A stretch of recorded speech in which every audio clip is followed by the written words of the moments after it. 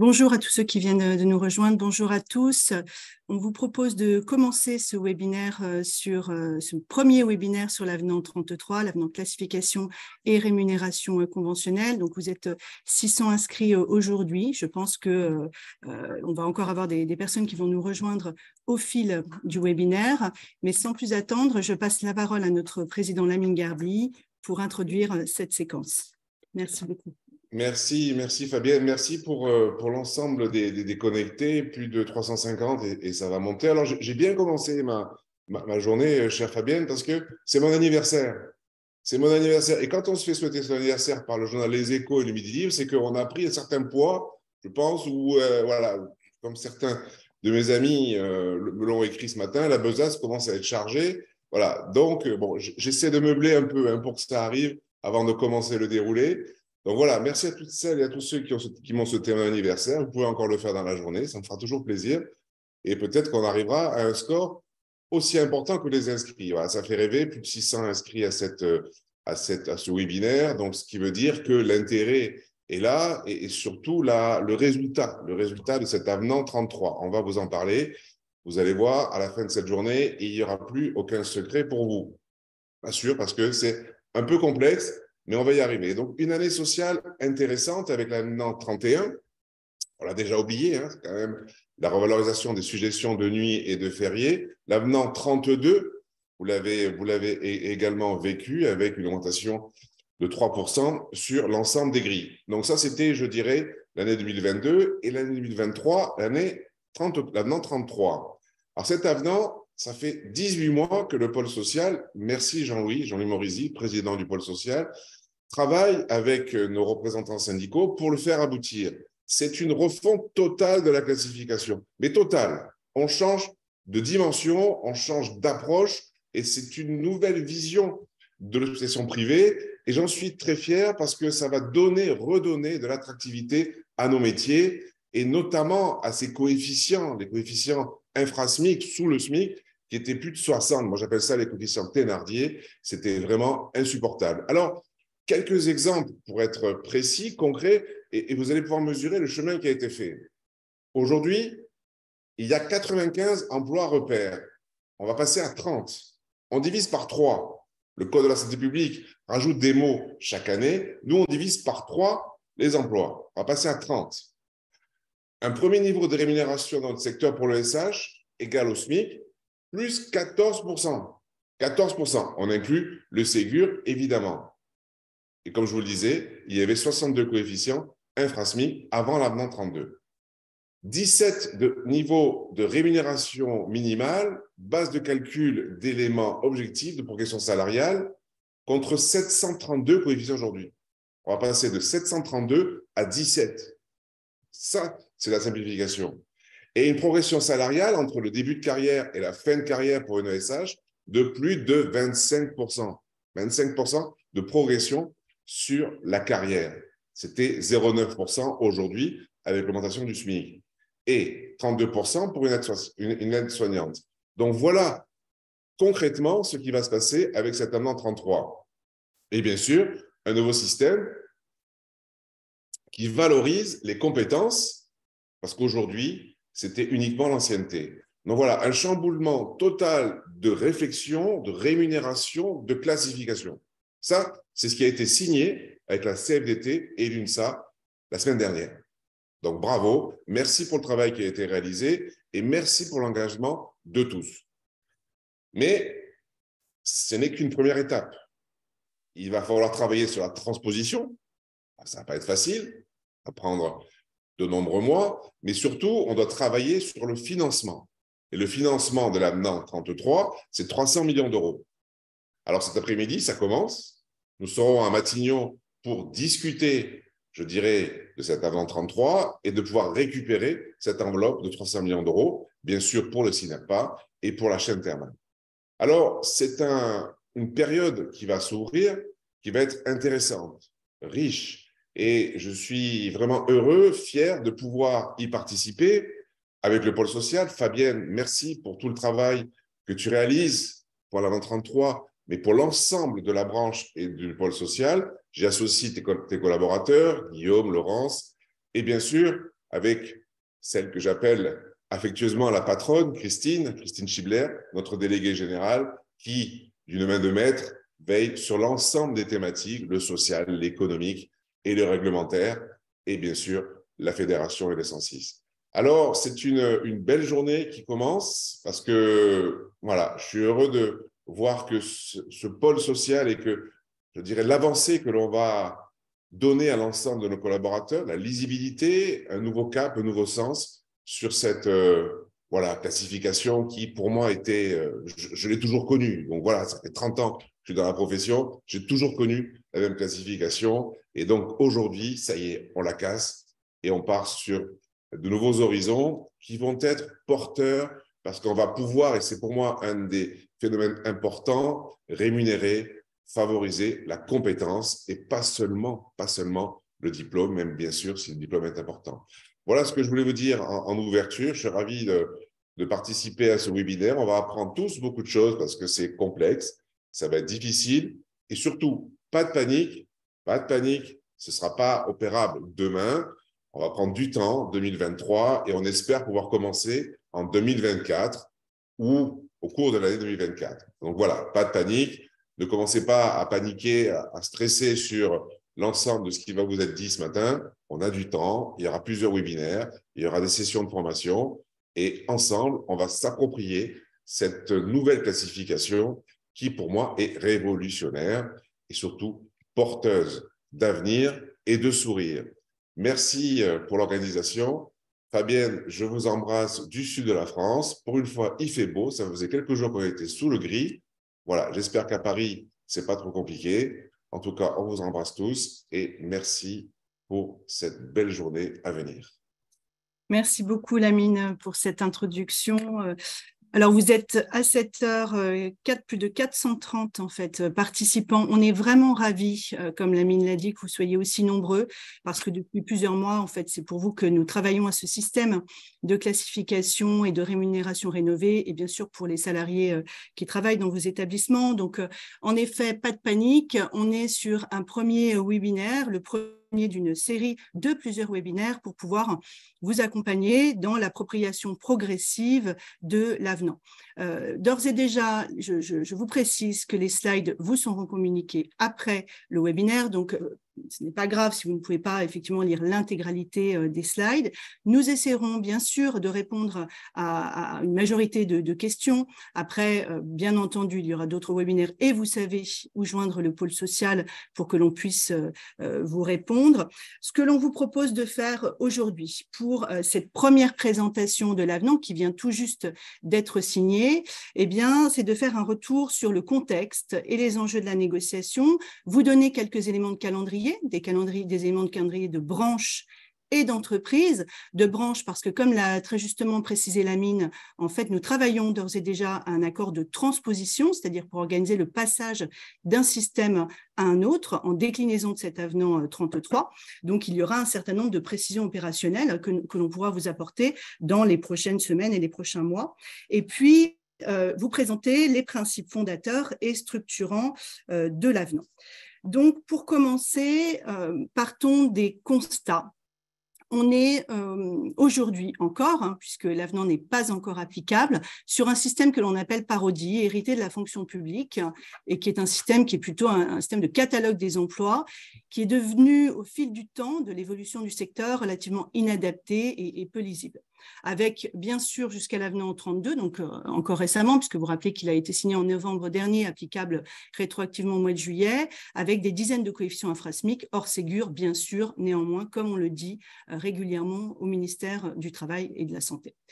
Plusieurs convocations au ministère du Travail, des partenaires sociaux et donc de la FHP en particulier, depuis 2016, nous disant, écoutez, vous êtes sur un système qui n'a plus de sens, il faut moderniser les choses, mettre en place des critères classants, et puis plus récemment, en 2021 en particulier, une demande finalement, dans le cadre du rapprochement des branches professionnelles, qui a été dans notre branche marquée par l'arrivée du thermalisme, une demande d'harmonisation des systèmes de classification des trois secteurs, c'est-à-dire sanitaire, le nôtre, médico-social, représenté par le CINERPA, et puis le thermalisme. Donc, trois secteurs, trois textes conventionnels sur les classifications rémunération, trois modes de financement, mais des objectifs communs qui nous ont réunis autour de cette négociation, qui a demandé un effort important de concertation, parce que nous avons ensemble des enjeux d'attractivité et de fidélisation des professionnels et, on l'a dit, d'adaptabilité finalement et de simplification du système de classification. Donc, une négociation, bien sûr, qui a nécessité un travail, je dirais, méthodologique et de calage, y compris politique, bien sûr, entre nos organisations patronales et avec les organisations syndicales de salariés. Vous avez suivi les épisodes, hein, c'était un peu une série où, effectivement, on a eu, avec les organisations syndicales, on était plus ou moins calés, on a mis en place des groupes techniques paritaires, enfin, un grand nombre de réunions, je pense qu'on n'est pas loin de la centaine en 18 mois, entre les réunions employeurs et les réunions paritaires.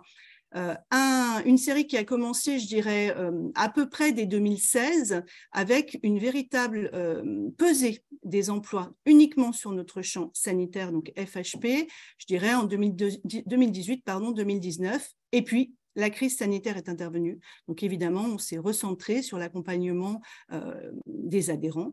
Et ensuite, s'en sont suivies les négociations Ségur, etc., que vous connaissez. On s'est saisi à nouveau du dossier avec le CINERPA et le CNET, qui est la partie patronale, donc qui représente le secteur du thermalisme. Et on s'est engagé, on a pris un engagement fort par un courrier du 2 septembre 2021, envoyé à toutes les organisations syndicales de la branche pour harmoniser nos 3 systèmes. Donc, il y a eu un premier travail, je dirais, d'appropriation, notamment du côté du CINERPA, des pesées que nous avions anticipées finalement avant la crise sanitaire, pesées des emplois à l'aide de critères classants sur notre champ sanitaire. Un travail ensuite méthodologique qui a été relativement accéléré, donc entre octobre 2021 et février 2022, et puis un travail extrêmement dense, je dirais, entre mars 2022 jusqu'à mars finalement 2023 ou fin février 2023, au cours duquel on a structuré la nouvelle classification, la structure de rémunération ensuite, et bien sûr proposer des grilles de rémunération qui ont évolué avec des précisions, la mise en place d'écarts de rémunération pour éviter le tassement de grilles, jusqu'à la signature de l'avenant. Donc en mars 2023, avenant donc, qui a été, dont les négociations se sont terminées le 22 février 2023. Alors, quels sont les grands objectifs et les grands principes, s'il fallait les résumer en quelques phrases? Vous les voyez là, c'est finalement un système de classification que l'on veut lisible, beaucoup plus lisible que celui en vigueur aujourd'hui, évolutif en fonction de l'évolution, bien sûr, de l'activité de vos établissements, mais également de l'évolution des emplois, plus souple, c'est-à-dire pouvoir intégrer plus facilement de nouveaux métiers.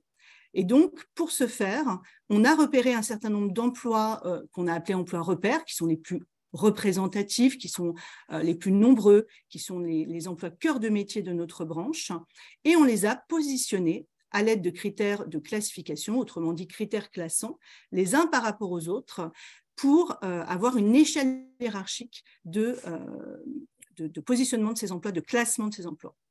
En ce qui concerne le système de rémunération, il fallait que l'on harmonise donc, les systèmes entre les 3 secteurs et qu'on le rende plus dynamique. Vous le savez, aujourd'hui, finalement, le principal, voire l'unique modalité d'évolution salariale dans la convention, c'est l'ancienneté. Voilà, ça ne s'appelle pas comme ça, mais c'est néanmoins en fonction de l'ancienneté que les professionnels évoluent aujourd'hui avec des taux qui sont variables selon les grilles.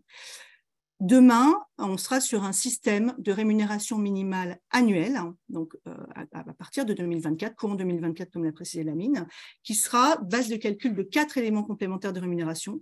Donc, autrement dit, on ne valorisera plus la seule ancienneté, on valorisera toujours l'ancienneté, mais également l'expérience professionnelle dans un emploi et des éléments que l'on va passer en revue ensuite, qui sont plus de l'ordre des compétences. Alors, on vous a résumé à gros traits les étapes à venir. Donc, vous l'avez compris, on l'a dit, bien sûr, on a signé l'avenant 33, on vient de signer l'avenant 33. La prochaine étape, c'est l'accord de transposition. On a commencé sa négociation la semaine dernière, donc il règle finalement le passage pour les salariés d'un système de classification et de rémunération à un autre, et également le sort des dispositions conventionnelles actuellement en vigueur dans les différentes structures de la branche, dans les 3 secteurs de la branche, pour les actualiser en fonction du nouveau système. Bien sûr, c'est la recherche de financement, donc recherche active auprès des différents ministères concernés. On a commencé auprès des services ministériels, on poursuit auprès des cabinets ministériels et l'accompagnement des adhérents. Bien entendu, les établissements ne seront pas seuls face à la mise en place de cet avenant. D'ores et déjà, nous avons prévu, comme d'autres branches professionnelles, un guide paritaire pédagogique qui complétera et précisera l'avenant 33. Un guide méthodologique avec également des éléments d'ordre juridique employeur, FHP SINERPA, et puis un simulateur de classification et rémunération. Peut-être certains d'entre vous, parmi les 456 personnes connectées en ce moment, ont déjà entendu parler des syndicats qui ont commencé leur propre simulateur. Bon, bien sûr, nous en aurons un partagé avec le SINERPA qui vous aidera dans cet exercice. En ce qui concerne les établissements, alors, on est sur du calendrier prévisionnel. Vous l'avez compris, on a encore l'accord de transposition qui précisera les choses. Donc, tous les éléments de calendrier qu'on vous donne aujourd'hui, et vous verrez qu'on récapitulera à la fin sous forme de flèches, ne sont que prévisionnels pour vous donner une idée en fait, des travaux menés au niveau branche et établissement. Rien n'est applicable au niveau de l'entreprise, là, aujourd'hui, au moment où on se parle. On a le temps de l'appropriation progressive du nouveau système et on est là pour vous aider. L'accord est conditionné à 2 conditions suspensives relatives à la conclusion de l'accord de transposition et à l'obtention des financements. Donc, c'est dans le dur, c'est dans le texte de l'accord.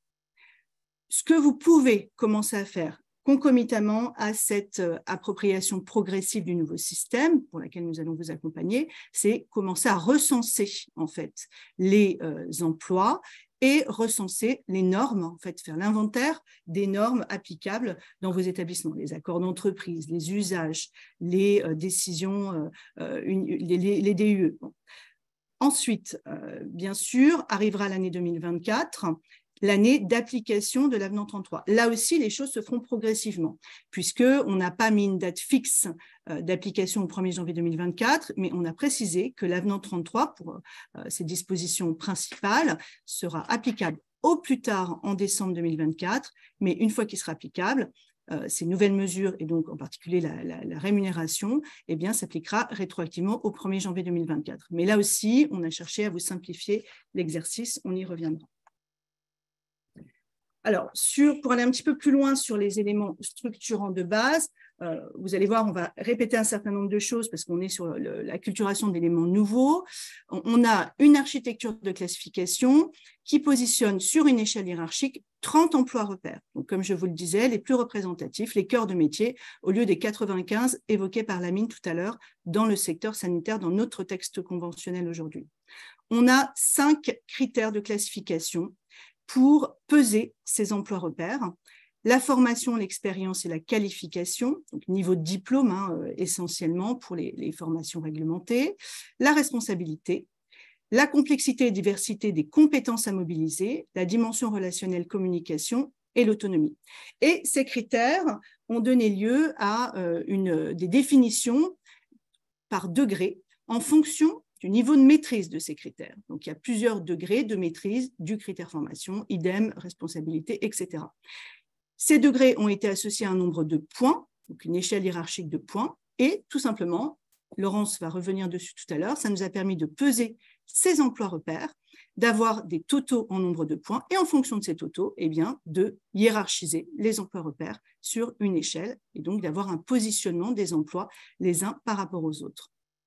On y a rattaché des emplois que l'on a appelés tout simplement emplois rattachés parce qu'ils sont en moins grand nombre, moins représentatifs de vos activités, mais néanmoins, on avait besoin de pouvoir les rattacher pour vous aider dans cet exercice de transposition. Ces emplois repères et rattachés ont été regroupés en 17 niveaux. Ça n'avait pas de sens d'avoir à nouveau un catalogue, il fallait regrouper en niveaux ces emplois. Et ces 17 niveaux ont été tout simplement associés ensuite à 17 niveaux de rémunération minimale annuelle. Voilà. Donc, on a 732, je crois, coefficients aujourd'hui dans la convention collective. Et dorénavant, il n'y aura plus que 17 niveaux de rémunération minimale annuelle qui seront la base de calcul de tous les éléments complémentaires. Donc, ces éléments complémentaires de rémunération dits ECR, reposent sur la valorisation de plusieurs critères que vous voyez là. L'ancienneté, toujours, mais dont on a diminué le poids pour pouvoir valoriser aussi l'expérience dans un même emploi, par exemple une IDE par rapport à une IDE, expérience valorisée à l'embauche, puis concomitamment l'ancienneté dans une démarche de fidélisation des professionnels. Par ailleurs, des éléments complémentaires de rémunération compétences, donc vous voyez la dynamique que l'on a voulu mettre en place pour valoriser finalement des actes de technicité supérieure exercés dans le cadre du même emploi et des missions complémentaires par rapport à l'emploi. Finalement, vous avez anticipé un petit peu les choses dans certaines structures avec une myriade de primes. Ce que l'on a voulu faire, c'est de rassembler en fait ces éléments-là dans le cadre des ECR compétences, mais de vous laisser la main pour valoriser ce qui vous paraît le plus pertinent, on y reviendra. Et puis, ce qu'on a appelé les ECR activités, pour valoriser une expertise métier, par exemple la prime d'exercice médical des sages-femmes, ou sectorielle. On verra que dans notre champ, c'est finalement ce que vous connaissez sous le nom prime urgence, prime en soins critiques. Donc, on vous a résumé en 4 principes, finalement, ce qui constitue le nouveau système de classification et rémunération, un peu les 4 principes qui permettent d'avoir une colonne vertébrale pour ce système. Une classification de 30 emplois repères cotés à l'aide de 5 critères de classification conventionnelle, on l'a vu. 17 niveaux de rémunération minimale annuelle intégrant le Ségur, on y reviendra, et un système de rémunération plus dynamique qui valorise désormais uniquement l'ancienneté, mais au total, 4 éléments complémentaires de rémunération pour vous donner une certaine flexibilité dans la valorisation des compétences des professionnels.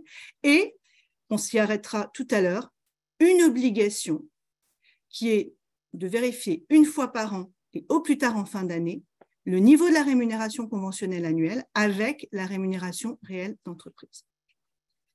Donc, je vous propose de rentrer dans le vif du sujet de manière plus précise en commençant par la classification. Alors, bonjour à tous. Donc, Fabienne l'a rappelé tout à l'heure, le nouveau système de classification repose sur des emplois repères et des emplois rattachés, regroupés en 17 niveaux, qui ont été déterminés à l'aide des critères de classification conventionnelle. Et vous voyez donc s'afficher à l'écran la synthèse de tout ce qui vient de vous être présenté. Donc, les 30 emplois repères sont regroupés dans ces 17 niveaux que vous voyez à l'écran, sur la colonne emplois repères, et sur la colonne de droite, la colonne des emplois rattachés.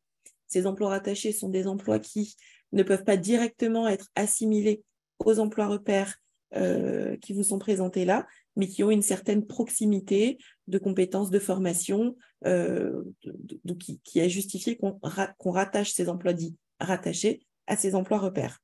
Donc, le système catalogue tel que nous le connaissons aujourd'hui n'existe pas, puisque l'objectif n'est pas d'être exhaustif sur la totalité des emplois de la branche, mais en l'occurrence, les emplois repères sont ceux qui sont le plus représentés et qu'il nous a semblé utile de valoriser.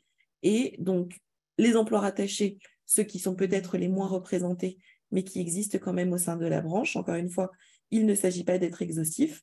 Tous les emplois de vos établissements ne sont pas recensés dans tous ces emplois repères ou tous ces emplois rattachés, mais ça fera partie, c'est pour ça que Fabienne vous parlait de l'exercice de recensement des emplois tels qu'ils existent aujourd'hui dans vos établissements. Vous devrez faire l'exercice de rapprocher vos emplois tels qu'ils existent, soit dans les emplois tels qu'ils sont recensés ici, ou soit de les rattacher, et on vous expliquera au fur et à mesure la méthodologie de classement.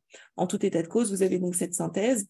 Le premier niveau étant le niveau d'agent de service thermal, qui ne concerne pas les établissements de notre secteur, puisqu'il ne concerne cet emploi-là que le secteur thermal. Donc, s'agissant du secteur sanitaire et en l'occurrence médico-social également, le premier niveau, en fait, pour lequel nous serons concernés, c'est le niveau 2, le niveau ESH, et le dernier niveau étant le niveau 17, directeur. Vous avez également sur cette slide-là, en couleur, les statuts professionnels associés à ces emplois. Donc, 4 statuts aujourd'hui. On vous présentera ensuite l'avant-après. Donc, les premiers niveaux, du niveau 1 à 7, sont des niveaux employés. Vous avez ensuite le niveau technicien. Donc, nous avons supprimé en fait la notion de qualifié, hautement qualifié. Dorénavant, les statuts employés, techniciens, agents de maîtrise et cadres existent au sein de la classification, sans détailler des sous-niveaux des sous-statuts d'employés hautement qualifiés, techniciens hautement qualifiés, etc. Donc, nous avons fait l'exercice de transposer les statuts tels qu'ils existent dans la convention actuelle dans la nouvelle classification, de sorte qu'en fait, nous n'avons pas opéré de changement en positionnant les emplois différemment sur des statuts différents de ceux que vous connaissez aujourd'hui. Donc, les statuts tels que vous les connaissez aujourd'hui se retrouvent dans la nouvelle grille de classification. Peut-être juste une précision, parce que je vois qu'il y a une question sur comment a été travaillé le classement des emplois. Donc, on a véritablement coté, comme on vous le disait, les emplois repères et rattachés par rapport à la proximité de formation, de compétences ou d'activité, les fameux emplois rattachés.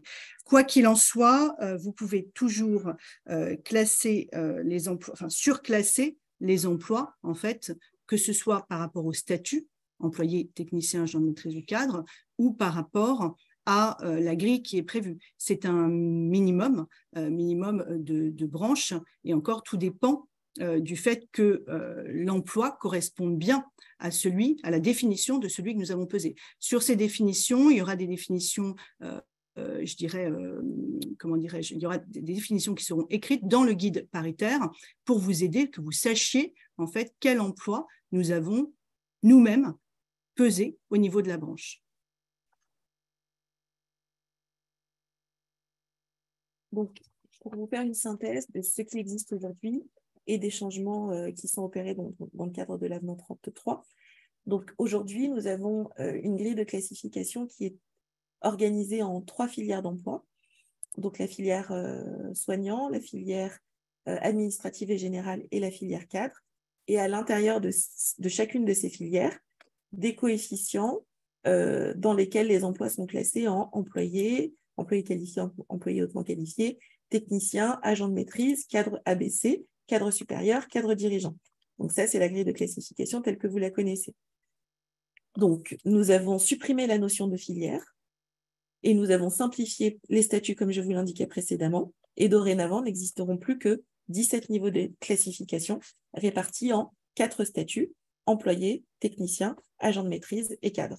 Donc, pour vous donner une illustration, l'aide-soignant qui est aujourd'hui positionné en tant qu'employé qualifié sera dorénavant positionné en tant qu'employé. Les sages-femmes qui sont positionnées en tant qu'agents de maîtrise A seront positionnés toujours en tant qu'agents de maîtrise sans faire de distinction entre A et B. Donc, il y avait aussi donc un catalogue des emplois existants, qui n'était d'ailleurs lui-même pas exhaustif, mais qui était quand même beaucoup plus nombreux. Il y avait un nombre d'emplois beaucoup plus important.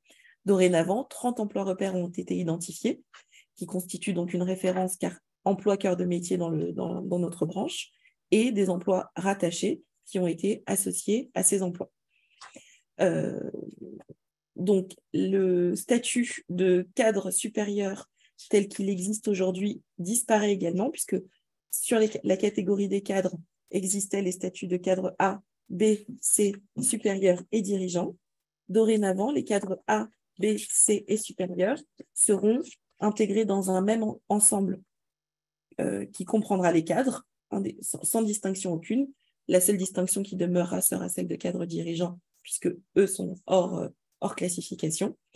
S'agissant donc de la suppression du cadre supérieur, cela implique que le préavis de 6 mois auquel aujourd'hui ils sont attachés disparaît.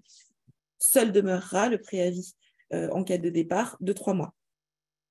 Donc ça, ce sera mentionné dans le cadre de l'accord de transposition sur lequel nous travaillons, mais le principe dans l'avenant 33 a d'ores et déjà été acté de la suppression de ces cadres supérieurs.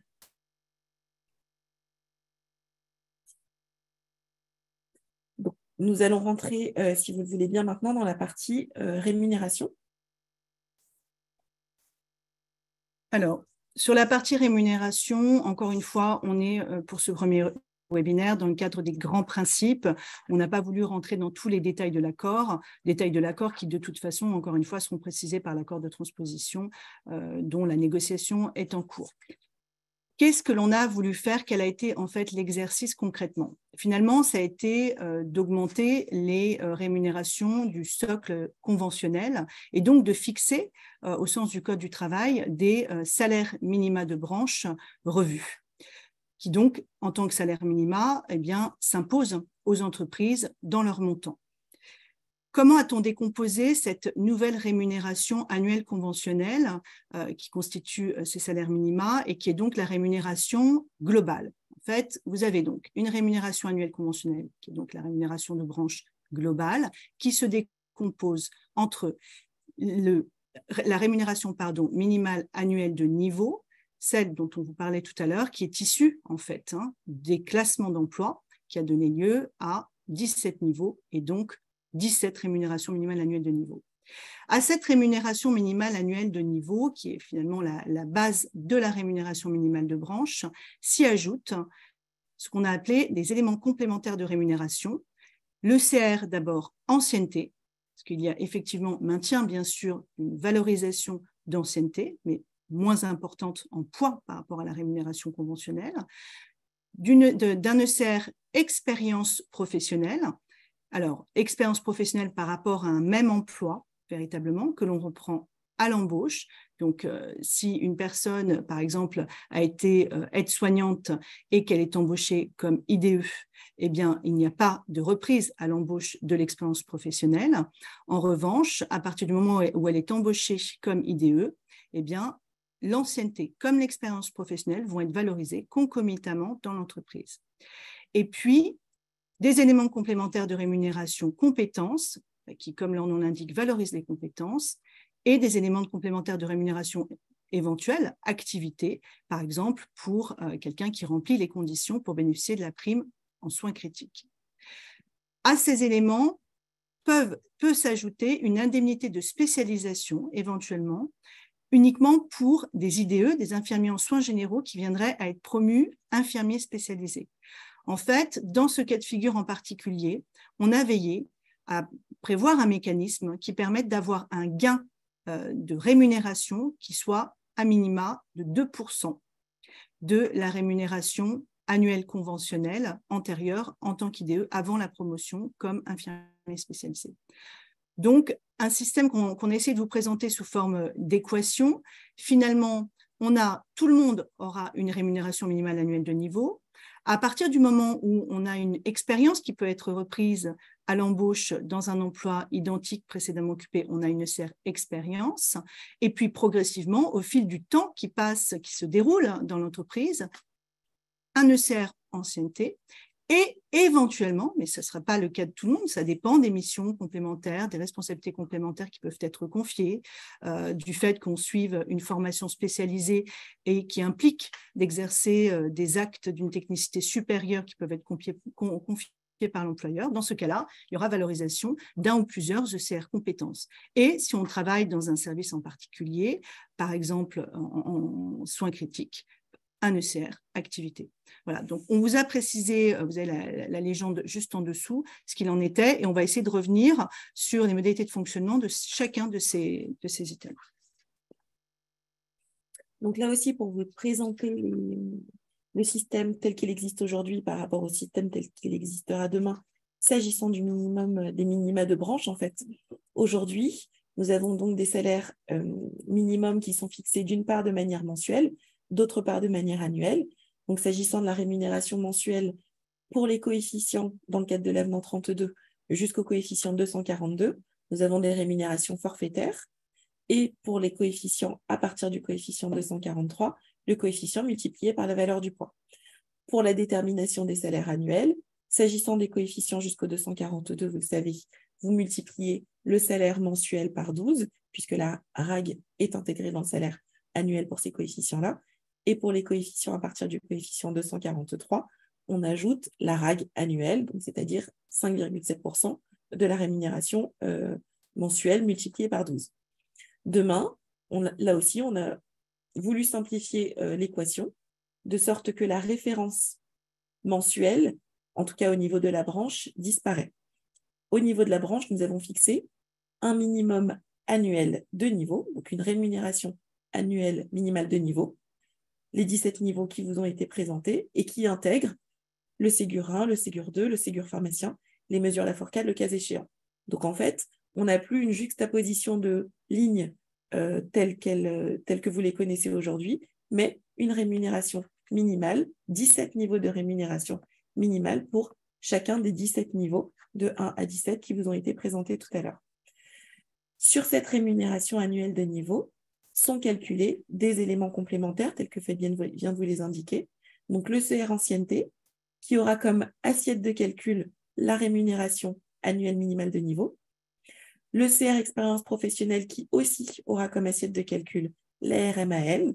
On va commencer à jargonner puisque maintenant vous êtes rompu au terme de la classification rémunération. Donc, le CR compétences qui, lui aussi, sera assis sur la rémunération minimale annuelle de niveau, la RMAN, et le CR activité qui, contrairement aux autres, et c'est le seul élément complémentaire de rémunération qui aura des montants fixés, en l'occurrence, c'est nommément cité dans le cadre de l'avenant 33, qui n'aura pas comme assiette de calcul un pourcentage de la rémunération annuelle de niveau, mais un montant forfaitairement défini, mais que vous connaissez aujourd'hui. On pourrait le faire évoluer demain si, par la négociation collective, on déterminait de nouveaux ECR activités, on y reviendra plus précisément, mais aujourd'hui, c'est le seul élément complémentaire de rémunération qui n'est pas assis sur la rémunération minimale annuelle de niveau. Donc voilà en fait les différences entre la classification, la rémunération en l'occurrence, telle que vous la connaissez aujourd'hui et telle qu'elle sera demain dans vos établissements. Alors, juste, je vais essayer de répondre à une question, même si on aura un temps de questions-réponses ensuite. S'agissant de l'ECR ancienneté, il correspond à l'ancienneté uniquement dans l'entreprise, sans intégrer l'ancienneté dans la fonction, qui correspond donc plutôt à l'ECR expérience. Oui, c'est tout à fait ça, tandis qu'aujourd'hui, on a plutôt l'équivalent de l'ECR expérience de demain, qui est la reprise d'ancienneté. Mais la reprise d'ancienneté, vous le savez, elle n'est pas forcément toujours dans le cadre du même emploi, en particulier pour les emplois non soignants. Après, on va y revenir. L'ECR ancienneté est bien valorisé uniquement dans l'entreprise ou à l'intérieur du groupe, tel que c'est prévu par l'avenant 33. Alors, reprenons peut-être, après la présentation avant-après que vient de faire Laurence, on va essayer de reprendre finalement chaque item de rémunération. Donc, la rémunération minimale annuelle de niveau, de quoi s'agit-il? C'est finalement la rémunération de chacun des 17 niveaux de classification dont on vous parle depuis tout à l'heure, y compris, donc nous avons réussi à intégrer le Ségur 1, bien sûr, et le Ségur 2 pour les professionnels qui en bénéficient, le Ségur pharmacien et les mesures Lafourcade pour les soignants travaillant dans les établissements accueillant des personnes handicapées. Il y en a un certain nombre qui sont adhérents à la FHP. Comment évolue cette rémunération minimale annuelle de niveau, ou ces rémunérations minimales annuelles de niveau? Bien sûr par la négociation de branche, également par la négociation d'entreprise, qui pourrait fixer éventuellement d'autres montants. Et puis, ce qui est intéressant de noter, pour permettre des augmentations, par exemple, différenciées selon les priorités des partenaires sociaux, c'est que chaque rémunération minimale annuelle de niveau est indépendante et donc elle peut évoluer indépendamment des autres, niveau par niveau. Alors, pour éviter cependant un tassement de la grille, et puis parce que c'était aussi une forme de contrepartie à l'intégration du Ségur, eh bien, il y a un certain nombre d'écarts de rémunération, des écarts minima annuels en fait, de rémunération entre les niveaux qui ont été prévus. Alors, à durée indéterminée, un écart de 100 € brut annuel entre chacun des niveaux 2 à 6, qui devra évoluer par le biais de la négociation, sachant que, et c'est inscrit dans l'accord, en cas d'augmentation du SMIC, il y a une négociation qui doit s'engager dans les 45 jours. Donc, la négociation nous permettrait de faire évoluer les rémunérations et en s'engageant à ce qu'il y ait un écart donc, de 100 € brut annuel entre le niveau 2 et le niveau 3, le niveau 3 et le niveau 4, le niveau 4 et le niveau 5 et le niveau 6, pour être très clair. Par ailleurs, Pour 2024, ça a été une discussion qui a été menée avec les syndicats de salariés et notamment l'un des syndicats signataires et qui serait prévu dans l'accord de transposition, puisque vous l'avez compris, les négociations ont commencé mais elles ne sont pas encore abouties. Nous nous sommes engagés à ce qu'il y ait un écart de rémunération entre les niveaux 1 et 2, le niveau 1 étant le niveau d'agent thermal et le niveau 2 d'ESH, qui est égal à 2 472 € brut annuels. Autrement dit, un écart de rémunération égal au montant du Ségur, le Ségur 1, les 206 € x 12, pour l'année 2024, qui va être marquée encore par une certaine inflation. Voilà, donc ce sont des garanties qui, je dirais, permettent d'éviter le tassement des grilles, en particulier durant cette période d'inflation. Mais, je dirais, pour l'avenir, quoi qu'il en soit, on a une rémunération annuelle qui intègre ces éléments qui aujourd'hui sont dépendants d'accords distincts. Un accord Ségur 1 qui a été signé en octobre 2020, qui de toute façon institue je dirais, un niveau de rémunération minimale qui est toujours égal au montant du SMIC, quelle que soit son évolution, plus le Ségur, et puis un accord, bien sûr, une recommandation, Ségur 2, puisque nous avions signé un accord, mais il avait fait l'objet d'une opposition majoritaire. Voilà pour être complète sur le sujet.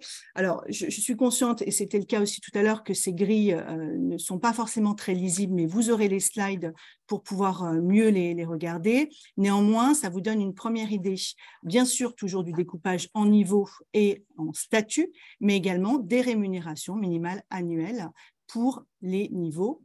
Donc, avec un premier niveau de rémunération dans notre secteur, ESH, qui serait égal donc à 23 500 €. Donc, je n'y reviens pas, on a expliqué la spécificité de l'année 2024 pour cette rémunération minimale annuelle du niveau 2 égale au SMIC plus le Ségur annuel.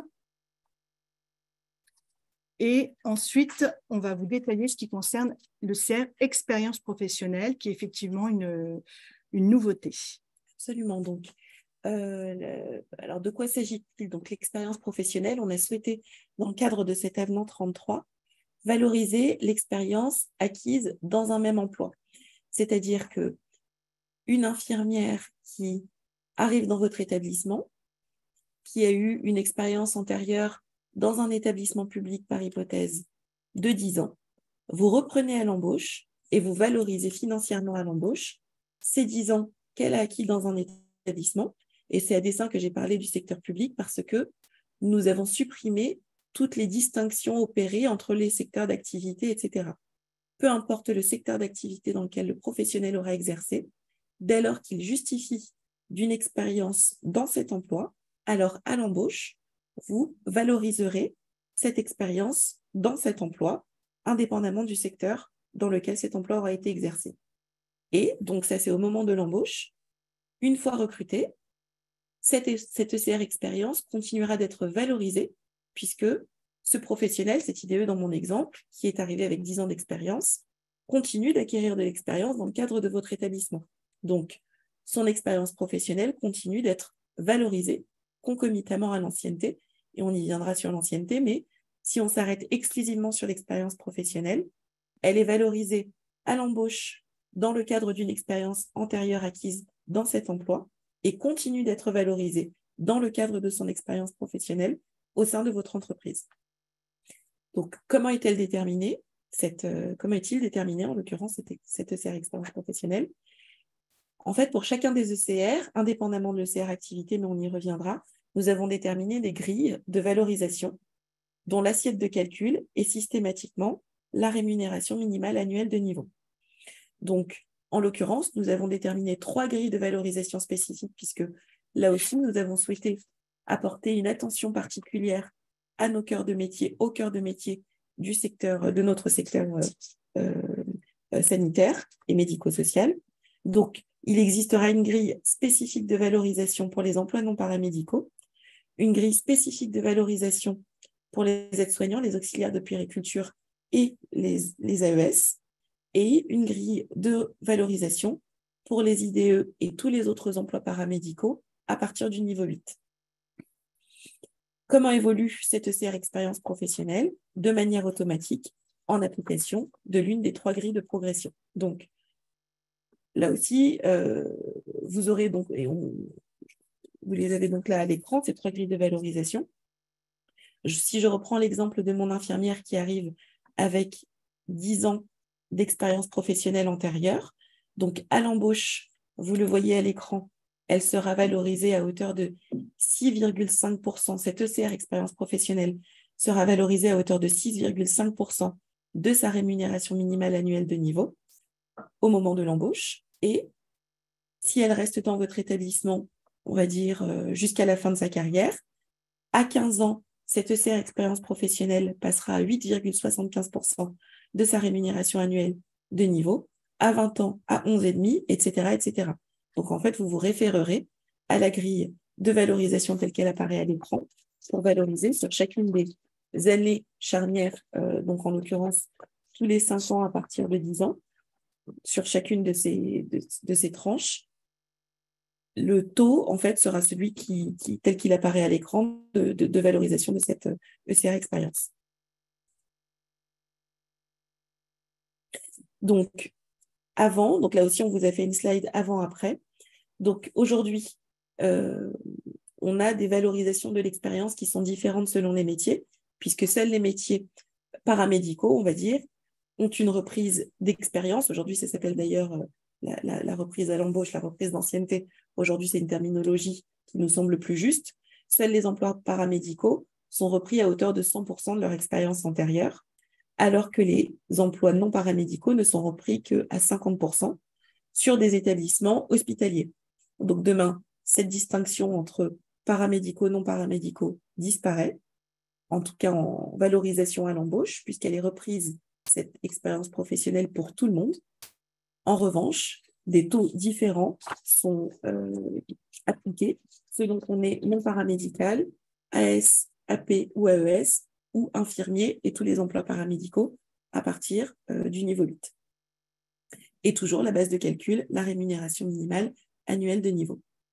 Donc en fait, cette expérience professionnelle, pour synthétiser, elle est portable d'une entreprise à l'autre, évidemment sur justificatif. Et en effet, on a précisé aussi que la définition de cette expérience fait référence à l'article 44 de la Convention collective, tel que vous l'utilisez aujourd'hui. On va passer à l'ECR ancienneté.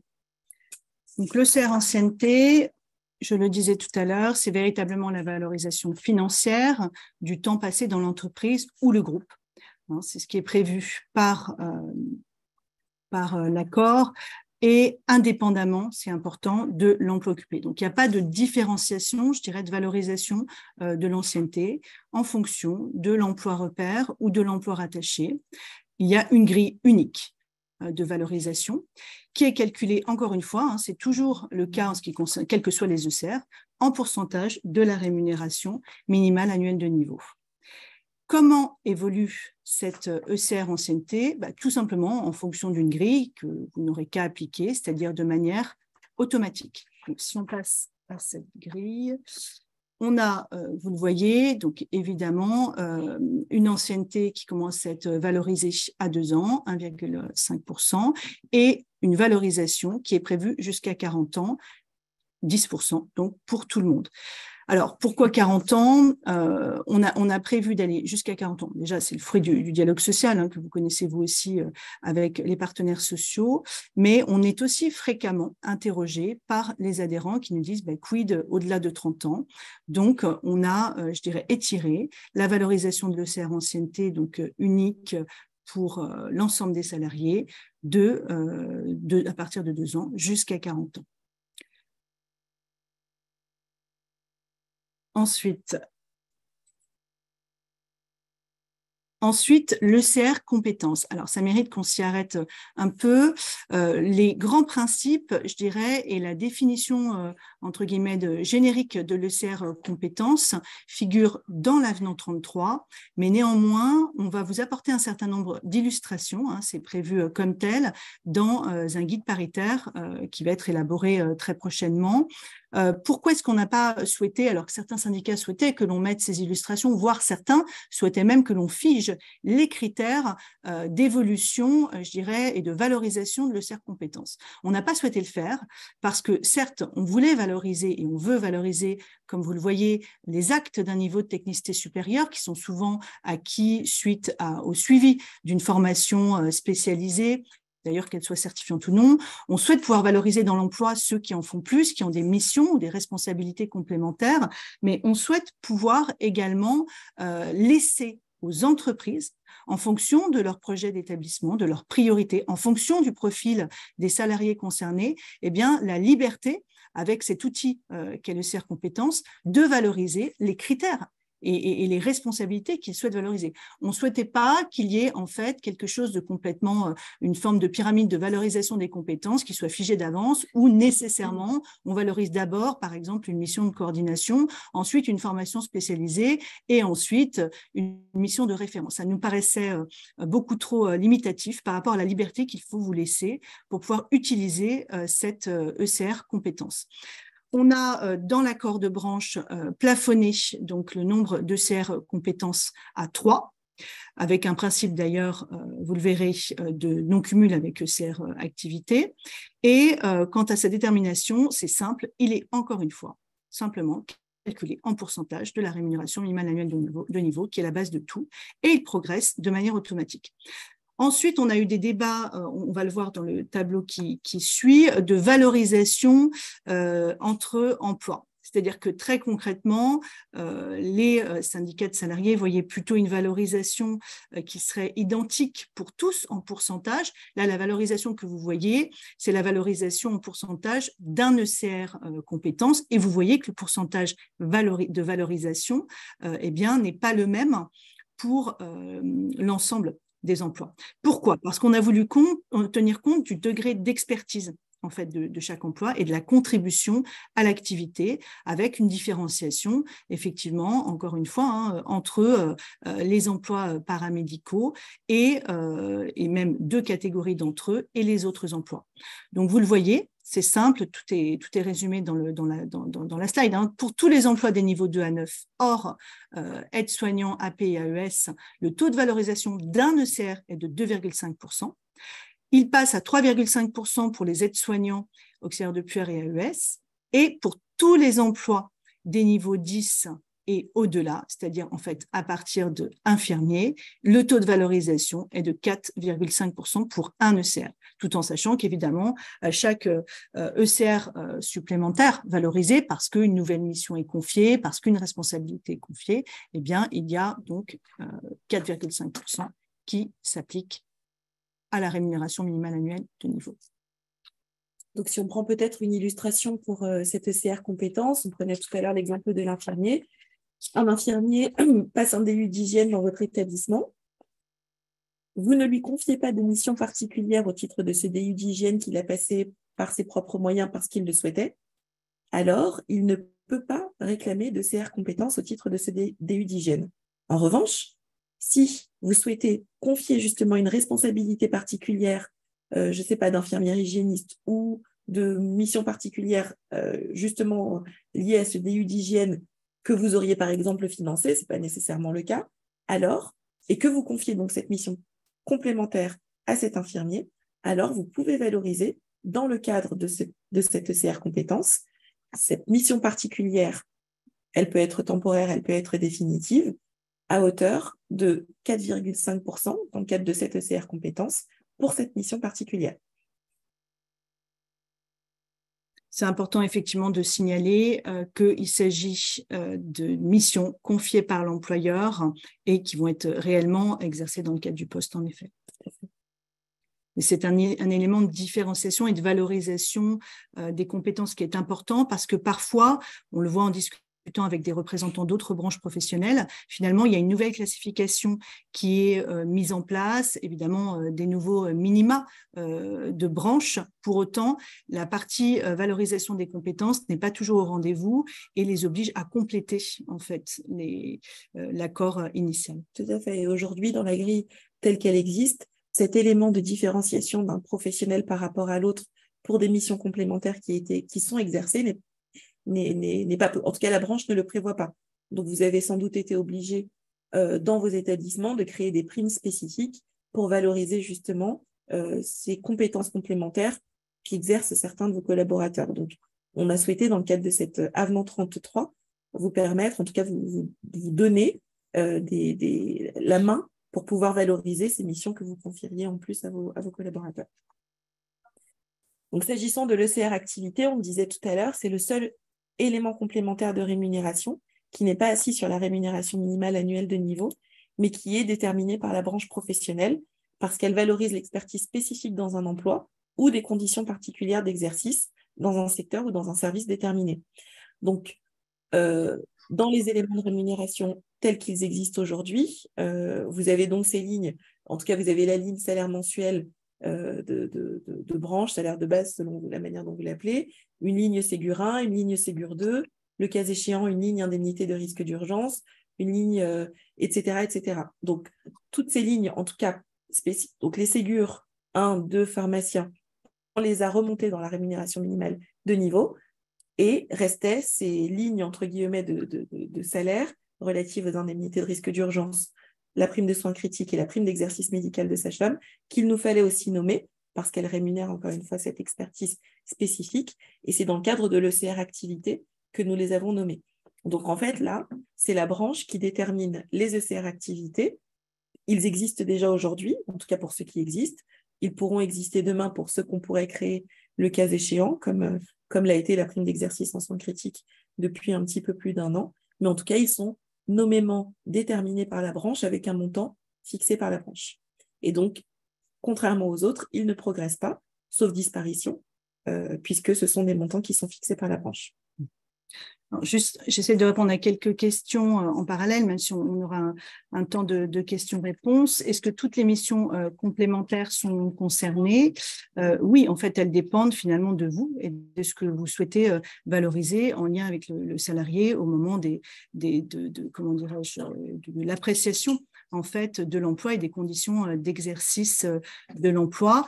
Juste en ce qui concerne le CR compétences, effectivement, le critère ou l'évolution automatique peut prêter à confusion. En fait, ce qui est automatique, c'est uniquement le pourcentage à appliquer en fonction de l'emploi, mais ce n'est pas l'attribution d'un ECR compétence. C'est-à-dire que c'est véritablement, si vous décidez en tant qu'employeur de confier à tel professionnel donc une mission complémentaire par rapport à son emploi, eh bien que vous décidez alors de valoriser en fait un ECR compétence, et à ce moment-là, il faut regarder le pourcentage de valorisation, c'est ce pourcentage de valorisation prévu en fait par l'avenant 33 qui s'applique automatiquement. C'est pas l'ECR compétence en tant que tel, c'est-à-dire qu'il va y avoir des salariés qui auront une ECR compétence parce qu'une mission, une responsabilité leur sera confiée, d'autres qui n'en auront pas, certains qui en auront plusieurs, etc.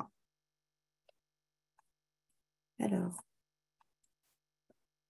on vous présente encore sous une forme différente la nouvelle grille, finalement, pour synthétiser un peu ce qu'on vient de vous présenter, la nouvelle grille de classification rémunération, sous une forme différente, mais enfin, c'est une redite de ce qu'on vous a indiqué, avec les 17 niveaux de rémunération annuels, les pourcentages de valorisation de l'ECR compétences pour chacun de ces niveaux. Donc, l'ECR compétences, je crois qu'on l'a précisé, est plafonné, en tout cas au niveau de la branche, à 3, c'est-à-dire que vous pouvez fixer, confier concomitamment, alors plutôt valoriser financièrement concomitamment 3 types de missions complémentaires. Je prenais l'exemple de l'hygiène, ça peut être une mission de référence, ça peut être une mission temporaire d'accompagnement du nouveau système d'information ou que sais-je, en tout cas au niveau de la branche. Nous avons fixé un maximum de CR compétences à 3, ça reste des minima de branche, vous pouvez tout à fait décider d'aller au-delà. Donc, vous avez également la grille de valorisation de l'ECR ancienneté et les 3 grilles de valorisation de l'ECR expérience. C'est une un schéma différent pour vous montrer à nouveau les grilles telles qu'elles existent. On en parlait tout à l'heure également, l'indemnité de spécialisation, on vous a juste fait un petit rappel, ça fait aussi partie des éléments de rémunération de branche, le cas échéant, mais elle ne concerne cette indemnité de spécialisation que les infirmiers qui passeraient un diplôme d'infirmier spécialisé afin de leur garantir un gain de rémunération annuelle conventionnelle. Pour rappel, la rémunération annuelle conventionnelle, c'est le package global qui comprend la rémunération minimale annuelle de niveau ainsi que les ECR compétences.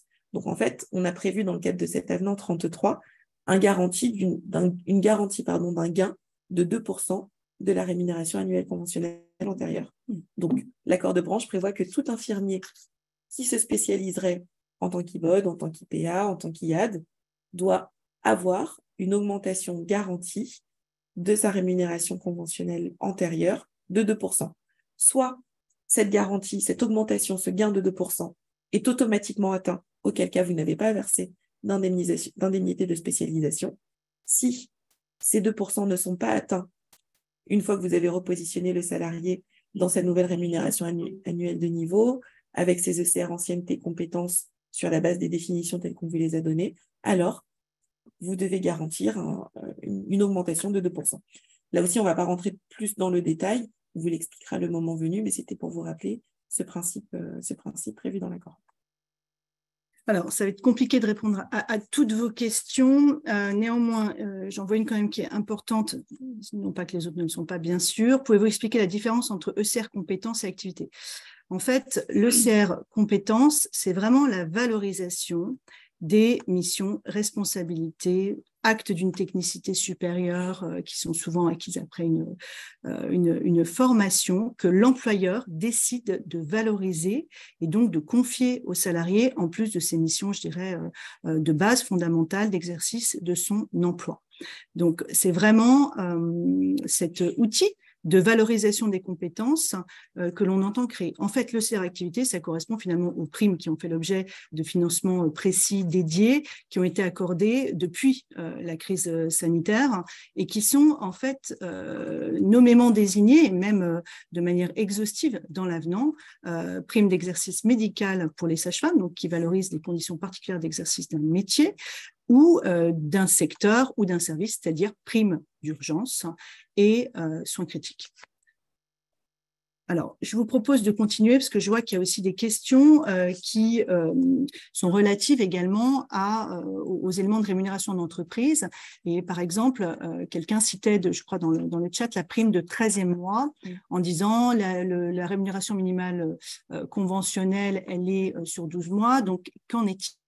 En fait, tout tient dans ce principe-là. C'était une des quatre bulles que vous voyez tout à l'heure dans les slides, c'est-à-dire un des 4 grands principes de l'accord pour lequel ça a été quand même un sujet de discussion technique assez important entre nous, avec nos avocats, parce que en fait, les classifications de rémunération, c'est un sujet technique aussi avec nos avocats. Et donc, nous nous sommes référés à la DGT, la Direction générale du travail, pour pouvoir nous assurer d'une bonne application de l'accord et d'une bonne écriture de l'accord. C'est quand même un point qui est très important pour vous et qui finalement est issu de l'application des ordonnances Macron, puisque très concrètement, on a prévu, vous l'avez compris, je le répète, des minima conventionnels qui revoient en fait les rémunérations minimales de branche, qui augmentent le socle conventionnel. Ça, c'est une chose. Ces montants-là sont vraiment des montants qui s'imposent à vous. C'est-à-dire que pour les salariés concernés par les différents emplois listés, ils doivent à minima percevoir une rémunération qui correspond à ces montants-là. En revanche, la structure de rémunération définie par cet avenant 33 ne s'impose pas aux entreprises. Donc, pour être plus clair, vous pouvez mettre en place, après l'avenant 33, maintenir des structures de rémunération qui ne seraient pas celles définies par la branche. Et qu'on le veuille ou non, c'est-à-dire même si on avait écrit le contraire, quoi qu'il en soit, il y aurait eu des difficultés à l'extension et pour l'application de l'accord, la DGT nous a bien expliqué que ce point-là était de la primauté des entreprises. de l'accord d'entreprise en particulier, mais pas seulement, puisque la rédaction de l'accord précise le caractère facultatif de la structure de rémunération définie par la branche par rapport à la structure de rémunération qui serait définie par l'entreprise, quelle que soit la norme, quelle que soit la norme juridique qui la définit, c'est-à-dire que ce soit un usage, une DUE ou un accord d'entreprise. Quoi qu'il en soit, nous allons tout faire pour vous aider à appliquer cette nouvelle structure de rémunération, puisque nous le savons, pour travailler de manière étroite avec les membres de la commission sociale, du bureau social, eh bien, cette nouvelle structure de rémunération que nous avons travaillée dans le cadre d'un collectif de travail au niveau de la branche est celle qui pourrait permettre à certains d'entre vous de simplifier certains process de paye, d'harmoniser entre établissements certaines structures de rémunération et qui nous paraît adaptée aujourd'hui aux besoins du terrain et plus simple que le système de rémunération actuel. Donc concrètement, ça veut dire quoi ce principe?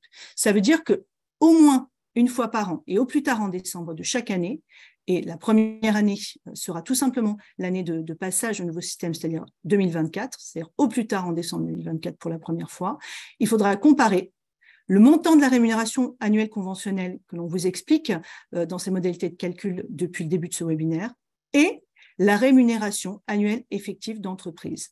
Voilà. Donc, vous avez deux blocs et vous comparez une fois par an, au plus tard au mois de décembre, ces deux blocs. Le premier est votre rémunération d'entreprise avec tout ce qu'elle comporte et de l'autre côté, vous comparez avec la rémunération annuelle conventionnelle avec tous les éléments qu'elle comporte que l'on vient de vous expliquer, modulo certaines précisions sur lesquelles on va revenir. Donc, vous avez la possibilité d'appliquer une autre structure de rémunération et les conséquences directes, alors évidemment, on n'a pas cité toutes les conséquences directes, mais les principales, c'est que vous avez donc la possibilité d'intégrer à la rémunération des éléments dont le versement n'est pas annuel et que la régularisation s'impose uniquement si votre rémunération annuelle réelle était inférieure pour les emplois concernés à la rémunération annuelle conventionnelle. Donc ça, c'est un principe important de l'application de l'accord. Alors, ce principe, il convient quand même de préciser, là aussi, pour la comparaison avant-après, l'assiette de comparaison et les éléments, en tout cas, qui sont exclus de l'assiette de comparaison. Et ça, c'est issu de l'article 75 de la Convention collective que vous appliquez aujourd'hui déjà, dans le cadre de l'avenant 32, par exemple. Là aussi, c'est ce même principe, finalement, de comparaison. Quels sont les éléments que je prends en compte dans ma comparaison et quels sont les éléments que j'exclus. Donc, l'article 75, on vous l'a juste mis pour rappel, précise les éléments qui sont exclus de la comparaison, donc les remboursements de frais professionnels, les majorations, les heures supplémentaires, les contreparties, autant d'habillage, etc. Enfin, je ne vais pas relire l'article 75, vous le connaissez.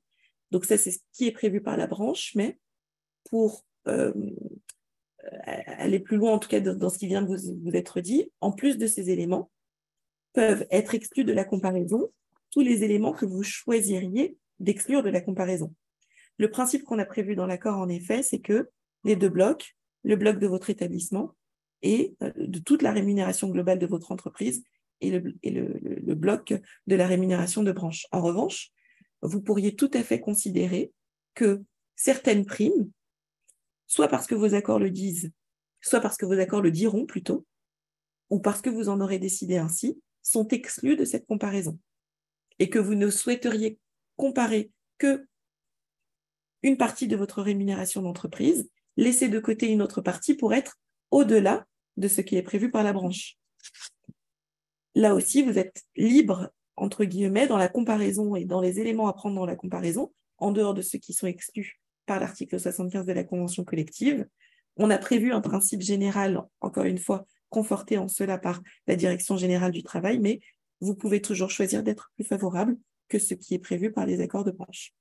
Le principe, c'est que tout est inclus dans la comparaison, sauf les éléments que vous voyez là, qui, bon an, mal an, sont ceux que vous connaissez dans le cadre de l'application de l'article 75 actuel, mais que, bien sûr, il peut y avoir un certain nombre de primes spécifiques que vous souhaitez continuer à valoriser indépendamment en sus et donc exclure de la comparaison.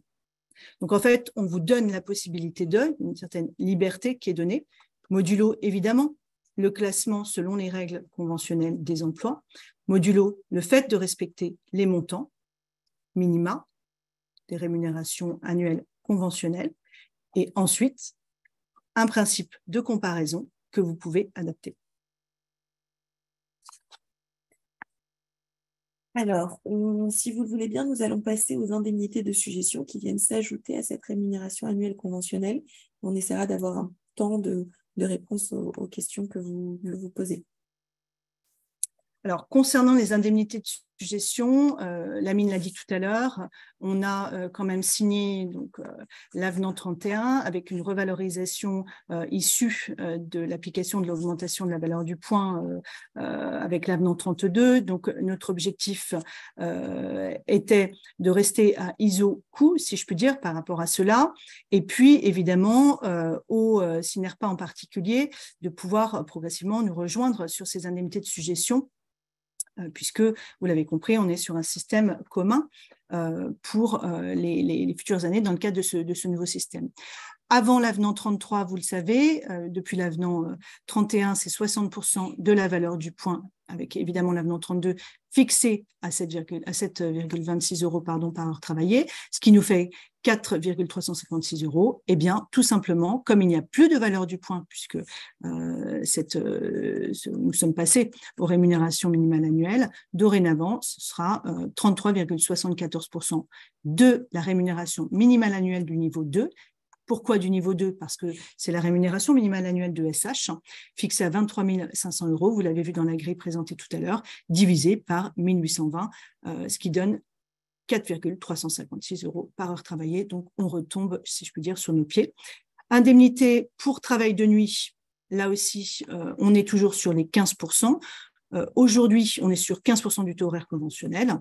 Après l'application de l'avenant 33, 15% du taux horaire du professionnel, c'est-à-dire de la rémunération annuelle conventionnelle globale du salarié divisé par 1820.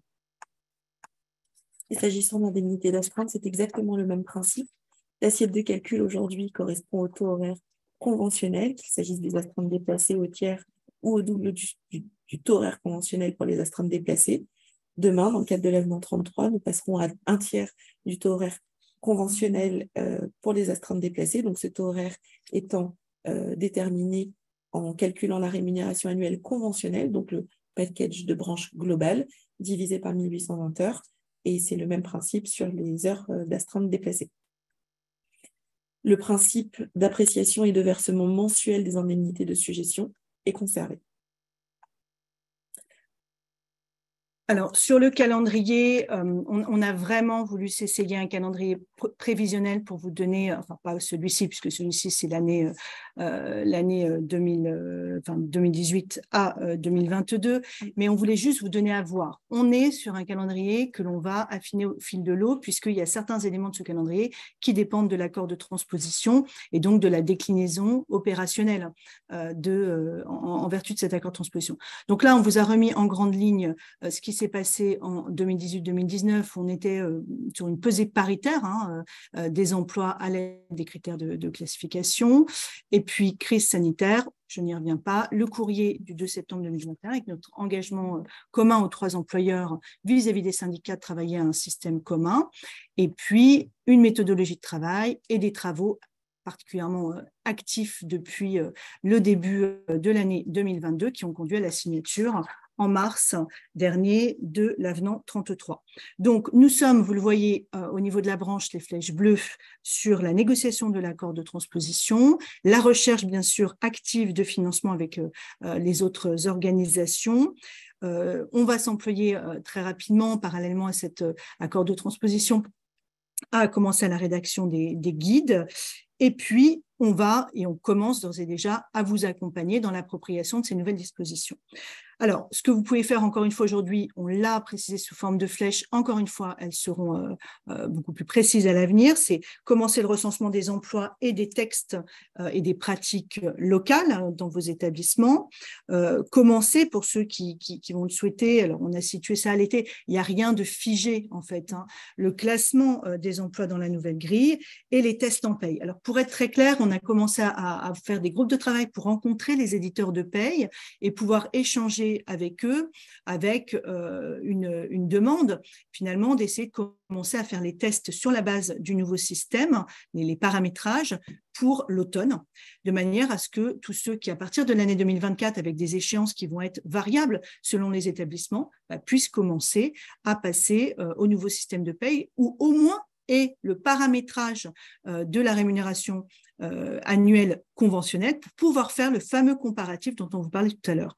Alors, on vous a mis en dessous, ne pas oublier, ce sont des éléments, l'information des IRP, l'information des salariés qui font l'objet de précision dans l'accord de transposition. Il est toujours en cours de négociation, encore une fois, donc on ne peut pas aller plus loin dans les précisions. Et puis, il peut y avoir des négociations qui ne sont pas obligatoires, qui peuvent dépendre de la situation de chacun, de nouveaux accords pour, par exemple, intégrer, si je puis dire, le nouveau système de rémunération et de classification de branches avec les pratiques locales. Donc là encore, sur l'année 2024, alors, on a poussé un petit peu à l'extrême, je dirais, les flèches, parce qu'évidemment, on voulait tenir compte du fait que chacun va avancer à son rythme pour mettre en place ce nouveau système de classification de rémunération. Mais bien entendu, vous l'avez compris tout à l'heure, la première comparaison entre rémunération annuelle conventionnelle et rémunération effective d'entreprise devra avoir lieu au plus tard au mois de décembre. Donc évidemment, le classement des emplois dans la nouvelle grille, l'information des salariés, etc., devra avoir lieu avant. Mais on précisera les choses au fil du temps. Alors, sur les résultats, on va peut-être aller un petit peu plus vite pour pouvoir répondre à certaines questions complémentaires et puis nous laisser le temps de conclure. C'était quand même important, mais vous aurez les slides, vous l'avez compris, de vous préciser que ce nouveau système de classification donne plus de visibilité sur les évolutions possibles dans le cadre d'un même emploi. C'est l'intérêt des ECR compétences, mais aussi vers un autre emploi. Hein. Ça permet de se projeter en termes de parcours professionnel. En matière de rémunération, sur le champ sanitaire, le gain moyen de rémunération est de 1 030 € bruts annuels par salarié. Lamine l'a dit tout à l'heure, je n'y reviens pas, on était sur des progressions qui sont parfois complètement flattes, et là on voit qu'on redonne une progression de carrière entre début et fin de carrière à des professionnels qui n'en avaient plus ou peu. Et puis bien sûr, on a ce salaire annuel minimal qui est la base d'évolution des autres éléments et qui intègre le Ségur, avec en plus des indemnités de sujétion harmonisées sur les 3 secteurs. Donc là aussi, on vous a mis une synthèse, on l'a développée au cours du webinaire, sur l'avant-après, avec le nombre d'emplois identifiés qui a été réduit, le nombre de coefficients également, enfin la notion de coefficient d'ailleurs disparaît, et donc le nombre de rémunérations disparaît et est réduit à 17 niveaux de rémunération pour arriver sur un système plus dynamique qui permet de valoriser les compétences et plus la seule ancienneté. Ça faisait partie des questions qui ont été posées et on présentera en toute fin le positionnement par rapport aux autres branches de la santé. Mais en tout cas, à ce stade, on voulait, comme Fabienne l'a dit, Lamine l'a rappelé, vous montrer l'évolution de rémunération, notamment s'agissant des ESH, des AS et des infirmiers, entre aujourd'hui et demain. Donc les ASH aujourd'hui, qui sont les ESH qui ont une progression de salaire de 0,9% puisqu'elles ne gagnent que 50 centimes par coefficient entre le début et la fin de leur carrière dans le cadre de l'avenant 32. Là, dans les illustrations qu'on a faites, et ce ne sont que des illustrations, puisque le nombre de CR, comme on l'a rappelé, peut aller jusqu'à 3, le nombre de CR compétences, entre le début et la fin de leur carrière, par exemple avec un ECR, elles pourront gagner 20,5% de salaire entre le début et la fin de leur carrière. S'agissant des aides-soignants qui ont aujourd'hui une progression de rémunération entre le début et la fin de leur carrière de près de 12%, dans une illustration avec 2 ECR, elles gagneront 28,5%. Et les infirmières qui aujourd'hui gagnent 30% entre début et fin de carrière iront jusqu'à près de 40% avec 3 ECR. Donc, on vous a aussi présenté quelques comparaisons avec les autres conventions collectives. Vous voyez qu'il y a une évolution. Alors, c'est un petit peu difficile à voir, mais en fait, la grille FHP actuelle est celle en pointillé la plus basse.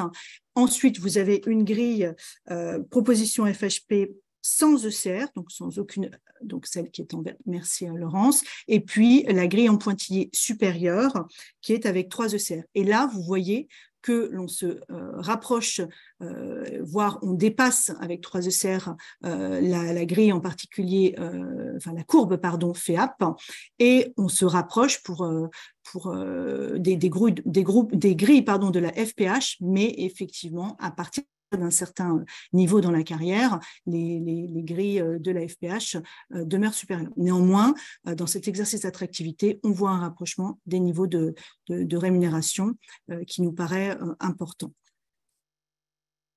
Alors, on va passer directement à la dernière slide, parce que je vois que le temps passe.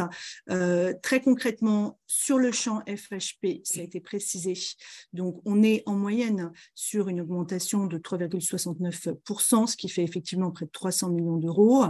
Et si on appliquait les grilles de la FPH à nos effectifs, ça ferait plus d'1,2 milliard.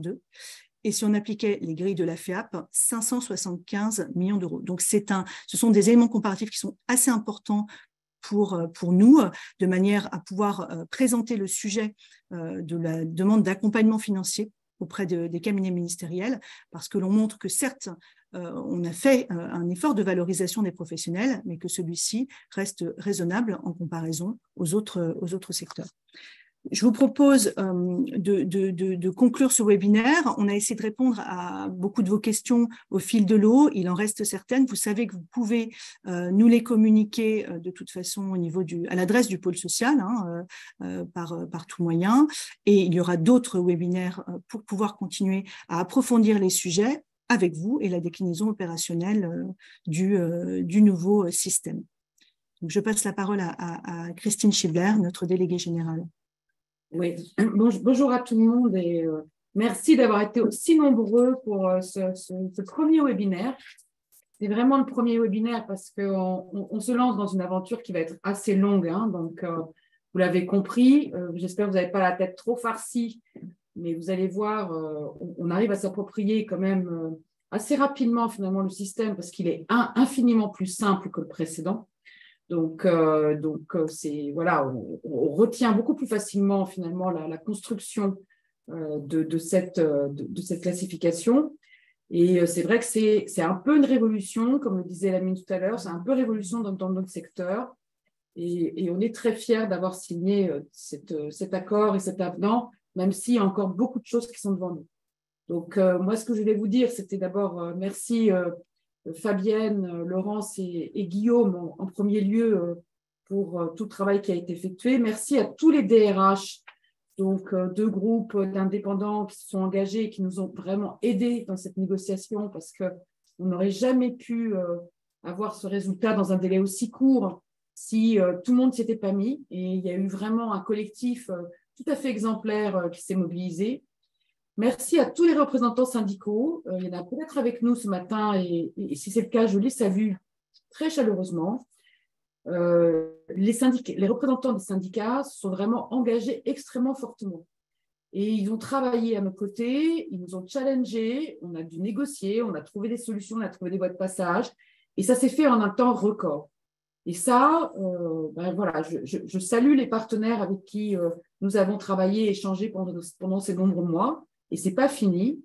Donc, bien sûr, je salue et je remercie la CFDT et l'UNSA pour la confiance qu'ils nous ont exprimée en signant cet accord qui est donc un avenant majoritaire.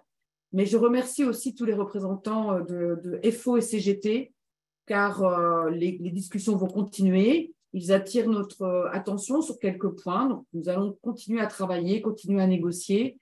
Et il faut savoir qui se sont aussi beaucoup investis et au collectif et aussi individuellement par leurs représentants. Et bon, voilà, je salue le travail de tous ces représentants syndicaux sans qui cette négociation n'aurait pas existé et sans qui la fédération ne pourrait pas exister. Donc maintenant, on a un double travail.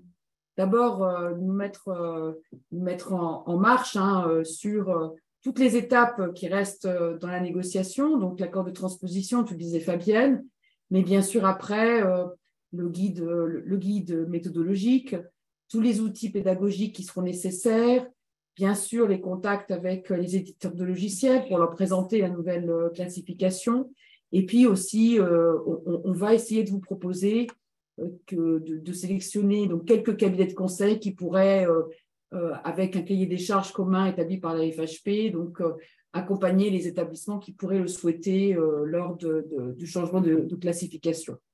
Donc, pas mal de choses encore à faire maintenant.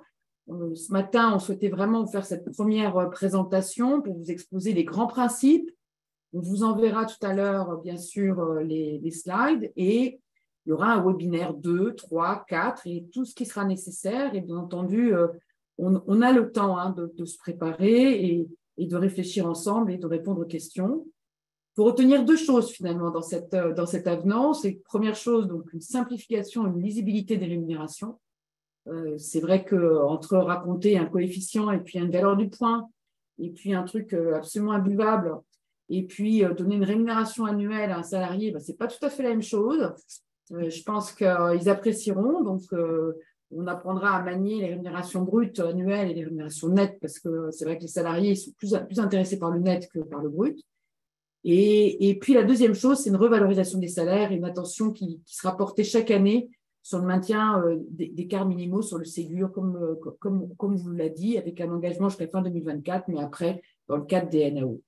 Donc, c'est vrai qu'on est fiers parce qu'il y avait 3 conventions, 3 classifications, 3 grilles de rémunération donc, pour la FHP, le CNRPA et le CNET. Et aujourd'hui, on n'a plus qu'un. Voilà, on n'a plus qu'un. On ne va plus avoir deux instances de négociation avec 2 CPPNI, mais plus qu'une. Et tout ça, c'est un collectif qui a pu travailler ensemble. Donc, aussi, entre les 3 fédérations, donc la FHP, le CNRPA et le CNET. Et donc, c'est une grande fierté d'arriver à passer cette étape. Maintenant, il y a des défis qui sont importants devant nous. Donc, le défi d'arriver à continuer les travaux. Donc, on va continuer à s'impliquer et vous pouvez compter sur nous pour vous appuyer. Mais aujourd'hui, pas de panique. On a du temps. Donc, ce n'est surtout pas le moment, quand vous aurez les diapos, de commencer à faire des simulations, etc. Non. On a le temps. Déjà, peut-être juste réfléchir un peu à la façon dont vous allez travailler sur la classification et donc, effectivement, le reclassement des salariés selon la nouvelle grille de classification. Ça, c'est quelque chose que vous pouvez commencer à réfléchir, mais moi, je n'irai pas au-delà si j'étais vous. Et j'ai dirigé des établissements pendant une vingtaine d'années, donc je vois à peu près de quoi il s'agit. Après, le deuxième défi qui est devant nous, bien sûr, c'est, Lamine le disait tout à l'heure, c'est d'arriver à mobiliser les financements. Sachez qu'on va y mettre beaucoup d'énergie. On a déjà donc, un certain nombre de rendez-vous qui sont prévus dans les cabinets ministériels. On sait, hein, et on l'a vécu ensemble hein, pour les précédents financements, à chaque fois, il faut 6 mois. Il faudra peut-être 6 mois, mais on va obtenir ces financements pour le mettre en place. Voilà, donc il faudra se mobiliser. On aura besoin de votre aide. Et d'ailleurs, je pense que quand on en saura un peu plus, on vous passera peut-être quelques éléments de langage. Parce que comme ça, à chaque fois que vous croiserez quelqu'un qui a des responsabilités dans les collectivités territoriales, ou un élu, ou un député, ou je ne sais qui encore, vous pourrez peut-être nous aider aussi à porter cette demande de financement et l'importance que ça a. Je le rappelle, finalement, pour 250 000 salariés. Ce n'est pas rien, hein, 250 000 salariés. Il faut que je regarde d'ailleurs, parce que je ne suis pas sûre qu'il y ait beaucoup de branches, qu'il y ait beaucoup plus de salariés. Donc, on va regarder ça d'ailleurs de près, parce que ça sera un peu amusant. Et alors, je vois Lamine est déjà sur son téléphone pour regarder. Et donc, on ne représente pas rien, on représente beaucoup. Et on a encore, malheureusement, un écart avec le public. Mais voilà, ça sera une petite marche pour monter vers le public. Et si on peut aller plus loin, vous pouvez compter sur nous, on ira plus loin. Voilà, donc 1000 merci, vraiment très chaleureusement d'avoir été là ce matin. On vous enverra bien sûr aussi un questionnaire de satisfaction. Alors, comme il va y avoir pas mal de webinaires sur ce sujet-là, soyez sympas, mettez aussi du quali hein, si vous avez des propositions, si vous pensez qu'il faut qu'on fasse autrement, différemment. En tout cas, on sera ouvert à toutes vos propositions, vos recommandations. Et puis, bien sûr, à toutes les questions qui viendront. Mais encore, on a le temps, on prend son temps, pas de panique et soyons fiers de cette étape qu'on a pu franchir ensemble. Si Lamine, tu voulais ajouter un mot. Merci Christine pour cette belle synthèse et merci pour votre participation. Et on va continuer, et on espère avoir les tarifs, ça aussi, hein, ça fait partie de la vraie vie. Très rapidement, c'est tout de même assez scandaleux d'avoir des tarifs qui ne sortent pas en temps et en heure. On espère, pas cette semaine, hein, début avril, je pense. Donc, je sais que nos systèmes de facturation sont à l'arrêt, on perd tous du temps, mais voilà, c'est comme ça. Bonne fin de matinée, belle journée à vous, et puis à très vite en présentiel un jour, quand les grèves seront passées et qu'on pourra se retrouver une nouvelle fois. Voilà, je vous embrasse très fort, et puis merci Fabienne pour ce beau sourire et cette belle animation avec ton équipe. À très vite. Merci à À tous. très vite. Belle journée à tout le monde. Au revoir. Au revoir. Merci.